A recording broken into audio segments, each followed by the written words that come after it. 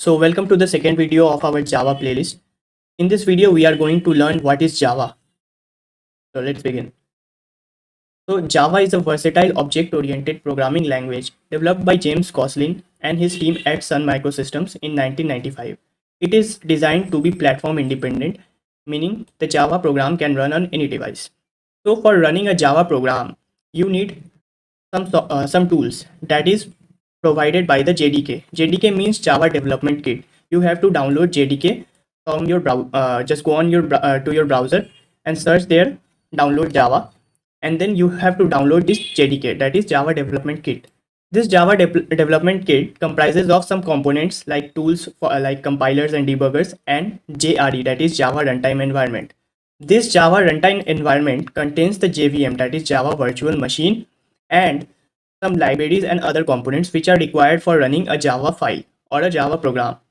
So let's see the flow of a Java program, how it all works. Okay, so as you can see here, I have written a program in Java to print hello world.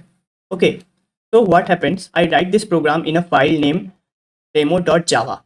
This demo.java file is then compiled using the as I have downloaded the JDK. This JDK provides me some tools for compilations and debugging. We will not get into the depth of that right now. So as soon as I compile my file, this demo.java file gets converted into bytecode files, which is by the extension of .class. So after compilation, this source code gets converted into demo.class bytecode file. Okay, and then this bytecode file is further converted into machine level code, that is in the form of 0 and 1 by the JVM, that is Java Virtual Machine. So this demo.class file plays a very important role here. This bytecode file makes the Java a platform independent language. That means in case of C++ languages, if we compile a file, then what happens in C or C++, let's suppose we have demo.c file, okay, .c file. So when we compile this file, after compilation, it gets converted directly into machine level code.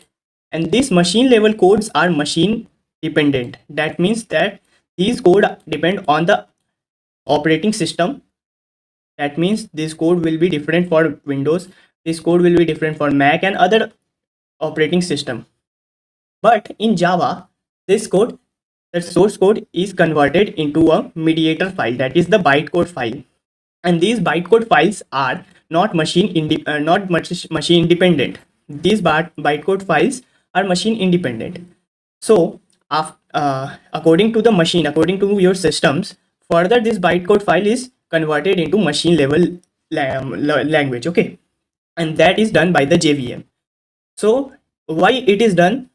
Why should we not have written number of compilers for different systems? Because writing a code for a compiler is much more harder than writing a code for a virtual machine.